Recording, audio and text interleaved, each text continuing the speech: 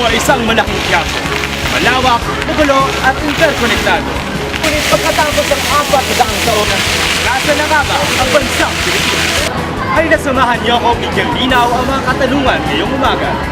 Ako si Rafael de la Cruz at ito ang Boses ng Bayan.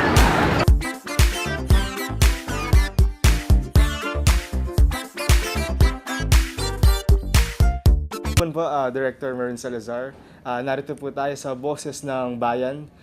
Elementaryo pa lamang po kami, sinasabi na po sa amin ang mga konseptong globalization, neocolonialism, imperialism, pero ano po ba talaga definition nito mula sa isang opisyalis na tumutulong sa paggawa ng mga batas ukol sa ekonomiya ng bansa natin?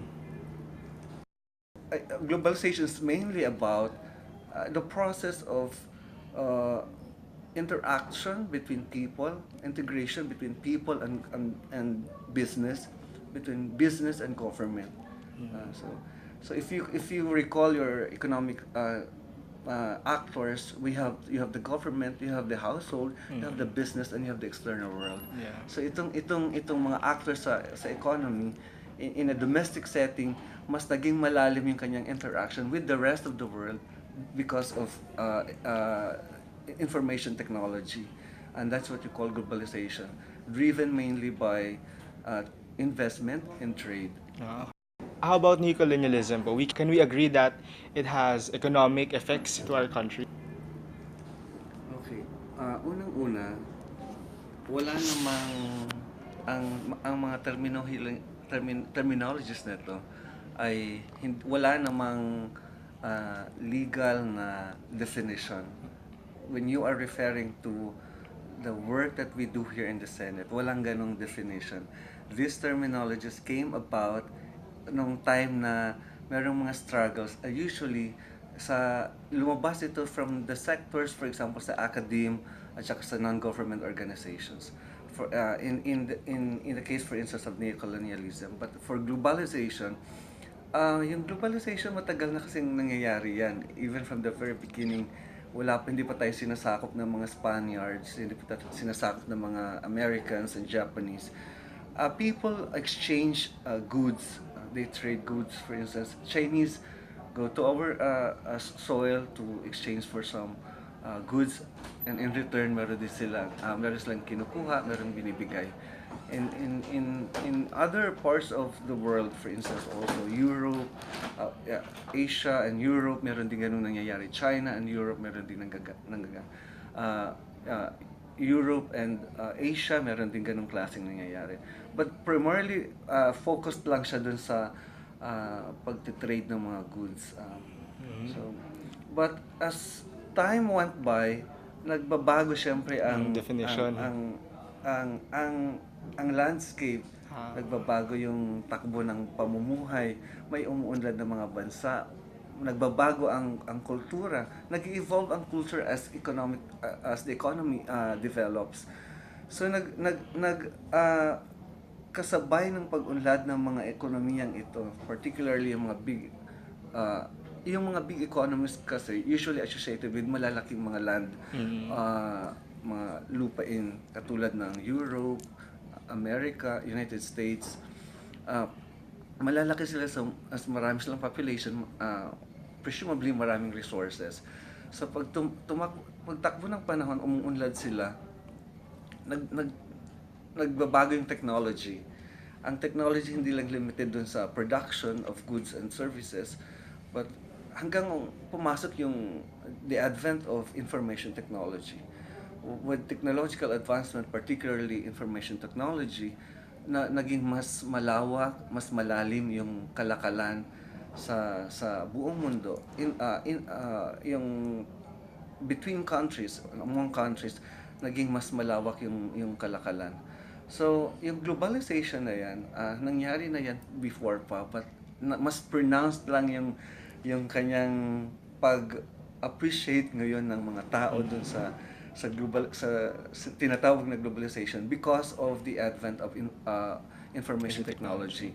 It made people more connected, Tapos yung integration ng tao at saka ng governments, ng economies mas naging malalim because of technology. Mas madali yung pag-uusap, mas madali yung engagement, in other words, between people, between the business sector and the people, between business and the government. And then okay. So, neo-colonialism, on the other hand, is referred to as the new neo being, Non-new. meaning it's Yeah. new, that's the new colonialism. Um, well, in the first place, colonialism, Yeah. it's a thing of the past, and if they say that at present there is still some traces of colonialism via, for instance, influences by these big economies on small economies such as the Philippines or other small economies in the world. Um, I would say to some extent there is some truth to it Okay. because my experience would tell me that, for instance, if we borrow, for instance, from developed nations, for instance, the U.S. Through a bilateral loan, or for instance, from development partners such as the World Bank, the IMF, there is always this conditionality that is attached to every loan that a government would obtain from these development partners. So in a way, the conditionalities would range from influencing the tax policy, for instance, influencing the bureaucratic structure, for instance, influencing how the government will run its business as a government. So may ganong klaseng Yeah. ano. So in a way, there's some truth to it. But there is good and bad, I would say, Yeah. to neocolonialism. If you call it that way, um, there's also good and bad in terms of globalization, and we can identify some of these positive and negative effects. So napag-usapan po natin yung macro level effects niya po. So, how about yung micro level effects niya for the local businesses, for the local businessmen in the Philippines? We usually call it the terms of trade. If the Between the two parties. yeah, the economy that we're trading with is a big economy, they usually have a command for the price of a commodity. They being a big economy. In other words, they have the option to buy our product or not because they can go to other Other small countries yes. which can produce. So, yes, in that way, our small producers here in the country would be at the mercy of of these big corporations. The conditions present. Papasok na po tayo sa konsepto ng world trade and world market po, no? So, at nabanggit po natin na the definition of neocolonialism is the influence of bigger countries towards small countries. So, alin po ba yung mga bansa na malaki ang impluensya na hawak sa world trade?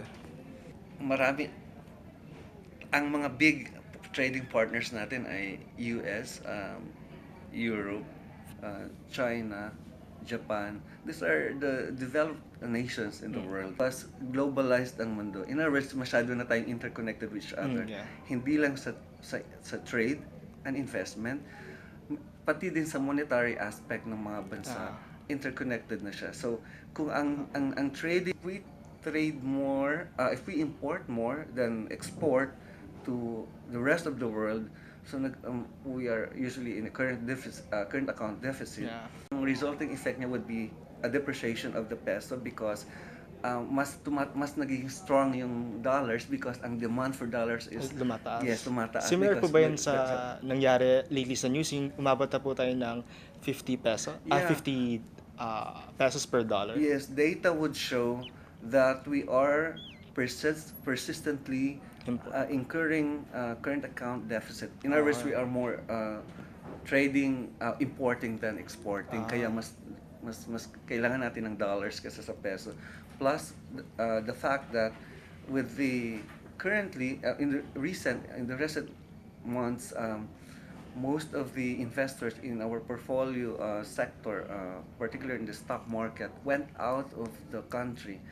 some political Yeah. factors. Yeah. Yeah. So, nabanggit po natin political factors, no, and that our one way or another our economic policies are interconnected, right? So, with the current administration po, are we taking a step forward to a better Western relationship? Uh,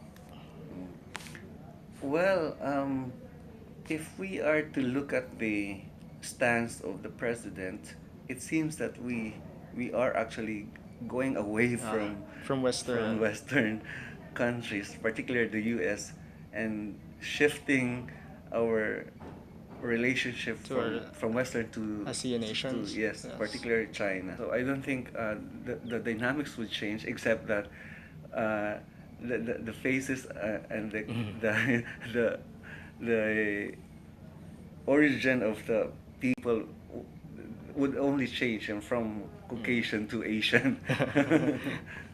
Very political. And po, from one president to another, newly elected President Donald Trump. So, from a Democrat to a Republican, gaano po kalaki effect nito sa trade relationship between America and the Philippines? Well, according to some people in the investment agencies in the government, they said that there are very few investment applications coming in to the country right now. And Magmula sa panahon ng Espanyol hanggang sa diktadore ng mga Marcos, makalipas sa People Power 1 and People Power 2, nasaan na nga ba ang ekonomiya ng Pilipinas? Ngayong gabi tutuklasin natin sa Boses ng Bayan.